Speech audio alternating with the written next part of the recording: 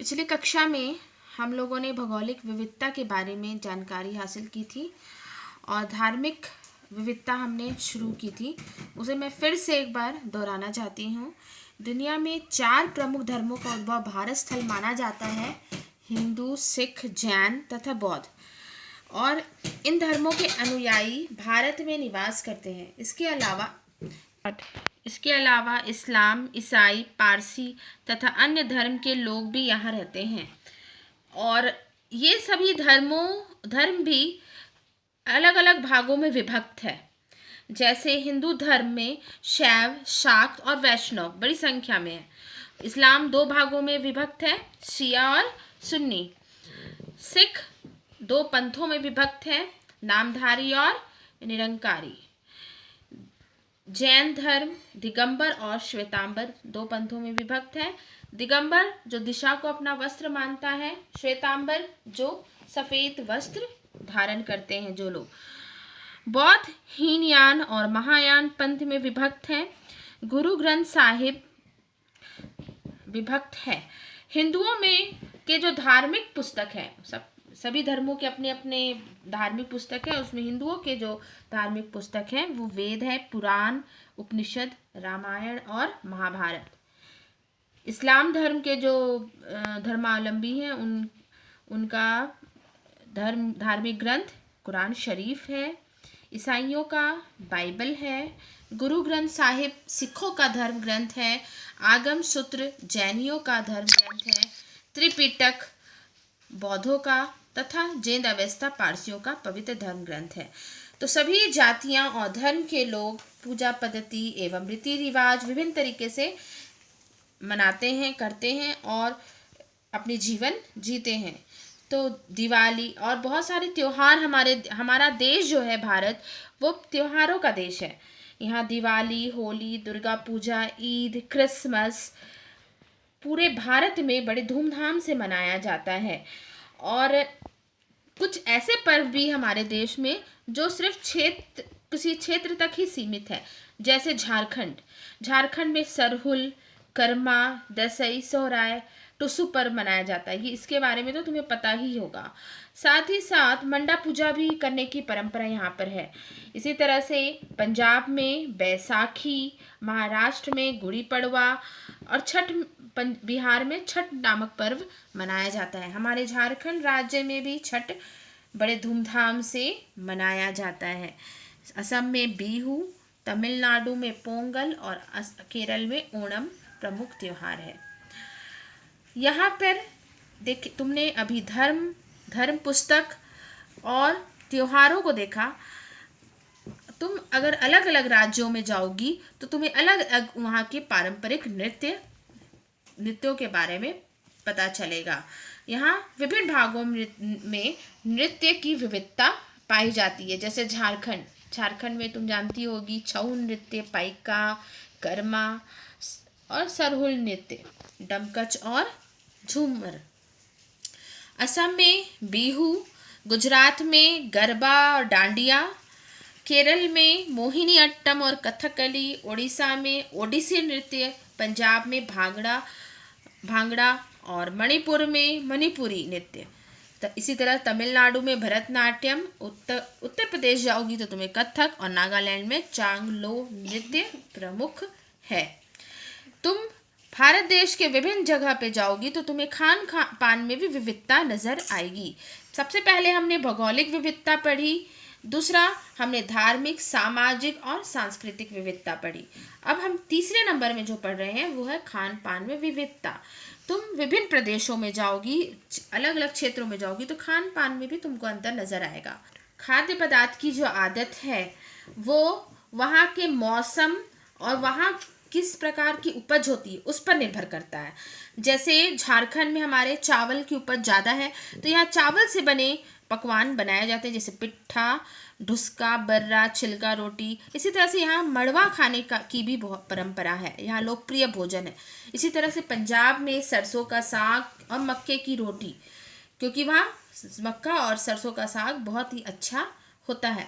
गुजरात में ढोकला, महाराष्ट्र जाओगी तो वड़ा पाव, केरल में साउथ इंडियन डिश ओवियल और दक्षिण भारत में डोसा, इडली, सांभर, आंध्र प्रदेश में भी बिरयानी और हलीम, नागालैंड और सिक्किम में मोमोज, दिल्ली में तंदूरी चिकन और बंगाल में मछली भात।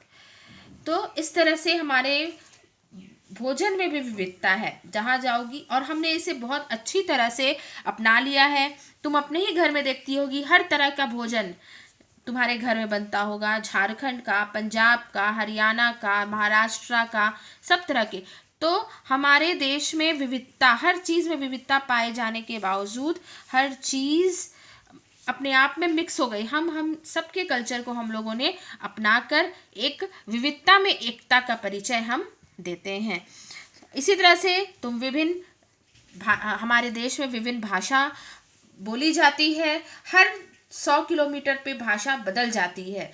और हमारे भारत के संविधान में की 8वीं अनुसूची में 22 भाषाओं को मान्यता प्रदान की गई है। कुछ नाम मैं आप लोगों को बताती हूँ: असमिया, बंगला, बोडो, डोंगरी, गुजराती, हिंदी, कन्नड़, कश्मीरी, और इस तरह से ये भाषाएं जिनको मान्यता प्रदान की गई है। देखो हमारे झारखंड में बोली जाने वाली भाषा क्या क्या है, इसका नाम तुम लोग याद कर लेना: संथाली, मुंडारी, कुड़ुक, कुरमाली, कोठा। यह भी जाने कि स्वतंत्र भारत में सर्वप्रथम 1953 में आंध्र प्रदेश राज्य का गठन भाषा के आधार पर किया गया था। भाषा के आधार पर, तो इसको लर्न करना। भाषा के आधार पे मतलब झारखंड राज्य का निर्माण हुआ था। परिधान की विविधता, तुम देश के लोगों के पहनावे में भी बहुत अंतर तुम देखोगी। यदि तुम जम्मू कश्मीर जाओगी तो वहाँ अलग है, फीरन पहनते हैं वहाँ के लोग। अगर तुम गुजरात जाओगी, राजस्थान जाओगी तो वहाँ घाघरा चोली ओढ़नी पहनते हैं। और मिजोरम जाओगी तो पुआंचई महिलाओं का पारंपरिक परिधान है। यहाँ पे हम लोगों के झारखंड राज्य में साड़ी और पुरुष धोती पहनना पसंद करते हैं। लेकिन जो आधुनिक परिधान है आजकल जो सभी लोग पहनते हैं वो है पैंट शर्ट। पुरुष पहनते हैं पैंट शर्ट, कोट टाई, और महिलाएं साड़ी ब्लाउज पहनना पसंद करती हैं। आर्थिक विविधता, आर्थिक विविधता से आशय अपनी जीवोपार्जन के लिए लोगों के द्वारा अपनाए गए पेशों से हैं। तो विभिन्न राज्यों में लोग विभिन्न प्रकार के, मुख्य पेशा तो हमारे भारत देश का कृषि है, लेकिन वहाँ की सुविधा के अनुसार लोग अपना जो जीवोपार्जन है वो वो अपने अनुसार करते हैं। मतलब जैसा वहाँ सुविधा है, जैसे कृषि के अलावा पशुपालन, मत्स्य पालन, खनन, ये सब लोग अपने जीवित रहने के लिए ये सब काम करते हैं। जैसे समुद्र किनारे मत्स्य पालन बहुत ज़्यादा है, वहाँ मछली पकड़ने की प्रक्रिया जो ज़्यादा होती है। जहाँ खनिज लवण है वहाँ खनन की प्रक्रिया ज़्यादा होती है, जैसे हमारे झारखंड राज्य में। और पशुपालन किया जाता है, खेती की जाती है जहाँ जमीन खेती लायक है, जैसे कि हमारे बिहार राज्य है, झारखंड में भी खेती होती है। और राजस्थान, पंजाब में तो गेहूं का उत्पादन बहुत अच्छा होता है। सरकारी और गैर सरकारी क्षेत्रों में नौकरी करने वालों की संख्या भी कम नहीं है। कुछ लोग स्वरोजगार से भी जुड़े हैं। स्वरोजगार का अर्थ हुआ अपना रोजगार, यानी अपने द्वारा चलाया गया, अपने से जो काम हम करते हैं, बिजनेस जिसे हम कहते हैं। तो स्मॉल स्केल इंडस्ट्री बैठाते हैं लोग, या अपने से कुछ अपना घर में महिलाएं कुछ काम करके अपना जीविकोपार्जन करती हैं। तो पहाड़ी और वन क्षेत्रों में निवास करने वाले लोग वनों से जो उत्पाद मिलते हैं, जैसे जंगली फल, जड़ी बूटी, दातुन, ये सब का संग्रह करते हैं। इस तरह से लोग विभिन्न प्रकार के बिजनेस करते हैं, या कृषि कार्य करते हैं, या पशुपालन करते हैं। मतलब विभिन्न तरह से काम करके अपना जीविकोपार्जन करते हैं। आर्थिक, यही है क्या है आर्थिक विविधता। तो तुमने इतनी सारे विविधताओं के बारे में पढ़ा। तुमने 6 विविधताओं के बारे में पढ़ा। तो तुम देखो हमारे जो भारत देश की पहचान है वो विविधता के कारण है। यहाँ एकता ही, विविधता में एकता के ही हमारे देश की सबसे बड़ी ताकत है। और इसी एकता ने आज़ादी के बाद हमें एक सूत्र में बांधने का काम किया है। हम आज़ादी की लड़ाई में हम सभी धर्म और जाति के लोगों ने हिस्सा लिया और अपने देश को आज हमारे पूर्वजों ने आज़ाद कराया।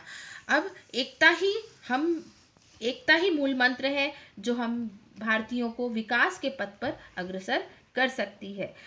तो हमें मिलजुल कर रहना चाहिए। जो भी मुसीबत है उसका मिलजुल कर सामना करना चाहिए। भाषा, धर्म, जाति आदि के आधार पे हमें लड़ना नहीं चाहिए, बल्कि हमें मानवता की रिश्ता को अपनाते हुए आपस में एक दूसरे से जुड़ा रहना चाहिए।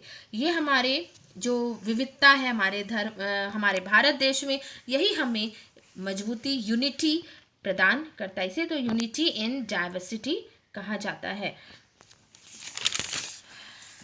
हमें सांप्रदायिक झगड़े वगैरह में नहीं पड़ने चाहिए। हमें झगड़ों को, हिंसात्मक टकराव, ये सब चीज़ से बचने चाहिए। हमें एक दूसरे से तालमेल और एक दूसरे से निर्भरता को मिला के कारण झगड़ों को कभी स्थायी रूप से वैमनस्य के रूप में नहीं लेना चाहिए। हमें हमेशा हमारे देश की सबसे बड़ी जो ताकत है वो अमन शांति, जो हमें एक विशेषता प्रदान करती है। संसार में ऐसे समाज बहुत ही कम मिलते हैं जहाँ पे सभी धर्म और जाति के लोग आपस में मिलजुल कर रहते हैं। तो हमारे देश का संविधान सभी नागरिकों के बीच न्याय, स्वतंत्रता, समानता और बंधुता की बुनियाद पर आधारित है। इन मानव मूल्यों को संविधान की प्रस्तावना में शामिल किया गया है। मैं आपको हमारे भारत देश के संविधान की प्रस्तावना भेजूंगी, उसे आप लर्न कर लीजिएगा, क्योंकि हम लोगों को याद करके रखना है। संपूर्ण भारत एक तिरंगे के नीचे है और स्वतंत्रता दिवस और गणतंत्र दिवस जैसे राष्ट्रीय त्यौहार हमारी एकता को मजबूती प्रदान करते हैं। तो ये लेसन मैंने ख़त्म कर दिया है और प्रश्नोत्तर मैं अगले क्लास में करूँगी। उम्मीद है आपको पाठ समझ में आ गया होगा और इसके पहले का वीडियो आप मेरे YouTube चैनल में देख सकते हैं और चैनल को सब्सक्राइब करना ना भूलें। Thank you.